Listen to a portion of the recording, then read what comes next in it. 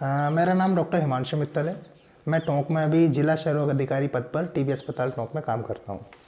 राष्ट्रीय जो उन्मूलन प्रोग्राम चल रहा है टीबी का, उसकी थोड़ी सी जानकारी दर्शकों को दे दें। जो अभी टीबी का पहले हम लोगों का जो प्रोग्राम चलता था उसका नाम था नेशनल ट्यूबरकुलोसिस कंट्रोल प्रोग्राम। पहले हम लोग इसको कंट्रोल करते थे।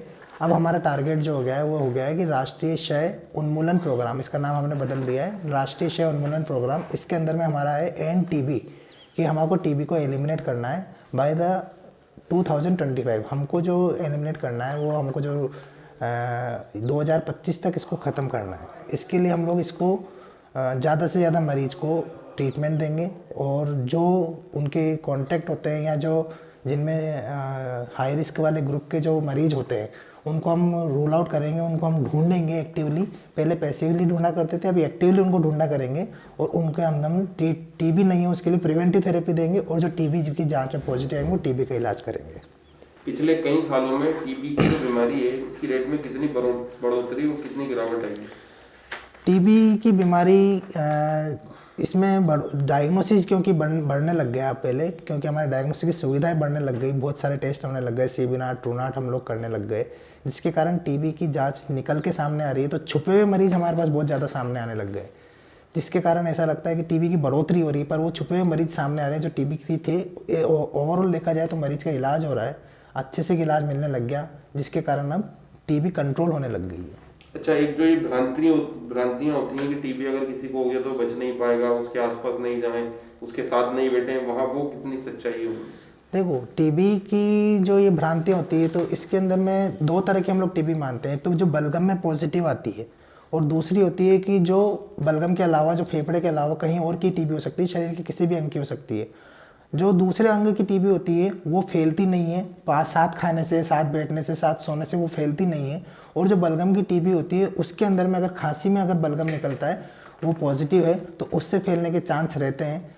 उसके लिए हम लोग ये मानते हैं कि 2 महीने तक का जो हम टीबी का ट्रीटमेंट देते हैं, 2 महीने तक के अंदर में बलगम में टीबी खत्म हो जाती है, और 2 महीने का हम जांच करते हैं स्पुटम की, वो नेगेटिव आता है। उसके बाद में भी 2 महीने हमको थोड़ा सा ध्यान रखना पड़ता है, उसके बाद में ये फैलने वाली नहीं रहती। और अगर 6 महीने का इलाज खाता है तो पूरा इलाज होता है। अगर जिस तरह से प्रोग्राम के अंदर में बताया जाता है कि इस तरह से दवाई खानी है, इतने टाइम तक खानी है, अगर मरीज पूरा इलाज लेता है तो उसका पूरा इलाज होता है। और अगर अच्छे से खाना अगर अपना डाइट वगैरह रखता है, न्यूट्रिशन सही रखता है, तो उसको आने के टाइम पर टीबी होने के चांस ना के बराबर होते हैं। अच्छा, राष्ट्रीय प्रोग्राम है तो राजस्थान में क्या स्तर है इस प्रोग्राम का, कहाँ तक तैयारियां चल रही हैं? राजस्थान के अंदर में इसको अभी मिशन मोड में डाल रखा है। अभी मिशन मोड के अंदर में ये प्रोग्राम चल रहा है, जिसके लिए हम लोग बिल्कुल विलेज लेवल तक, जो अपना विलेज हेल्थ सेंटर है उस लेवल तक हम आंगनवाड़ी आशा सहयोगिनियों को इसमें इन्वॉल्व कर रहे हैं।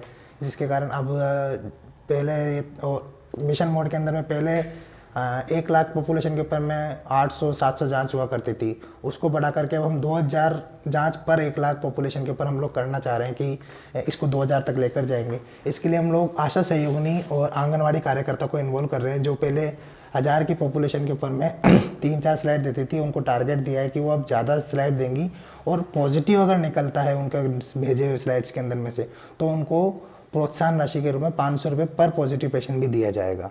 इस तरह से हम लोग इसको मिशन मोड में कर रहे हैं राजस्थान के अंदर में। ठीक है, आगे की क्या रणनीति रहेगी? आगे जिस तरह से प्रोग्राम चल रहा है और जिस तरह से जांचें हम लोग कर रहे हैं मशीन, और जिस तरह से इसका ट्रीटमेंट आ रहा है गाइडलाइन के अकॉर्डिंग, डीएसटीबी डीआरटीबी जिस तरह के मैनेजमेंट है, इनकी दवाइयाँ, बहुत अच्छा ट्रीटमेंट चल रहा है।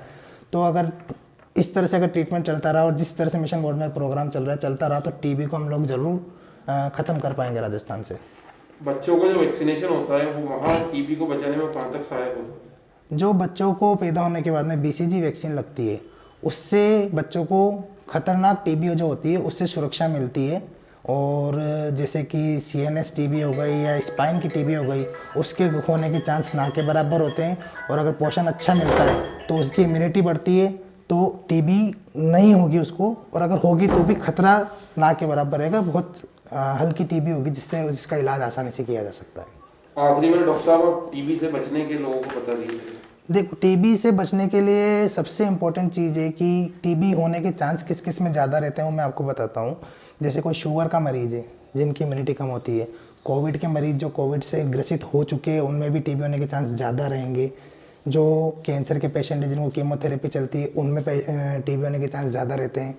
जो डायलिसिस का पेशेंट है जिनको रेगुलर डायलिसिस होता है उनमें टीबी होने की चांस ज़्यादा होती है। जो HIV का मरीज़ है इनमें टीबी होने की चांस ज़्यादा होती है।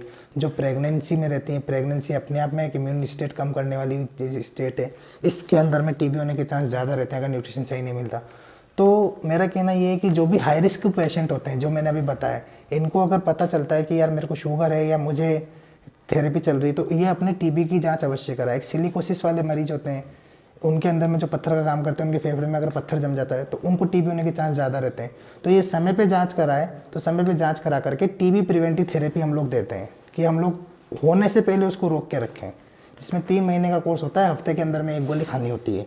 कुल मिलाकर के 12 टैबलेट का कोर्स होता है, 12 हफ्ते का, जिसके अंदर में उसको आगे होने के टीबी होने के चांस ना के बराबर हो जाते हैं। तो इस तरह से हम उसको रोक सकते हैं, उसमें कंट्रोल कर सकते हैं।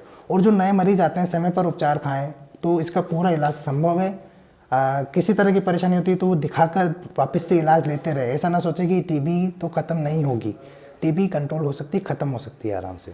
अच्छा, आखिरी में सिम्टम्स जो होते हैं कोई आदमी कैसे पहचान सकता है कि उसको टीबी है?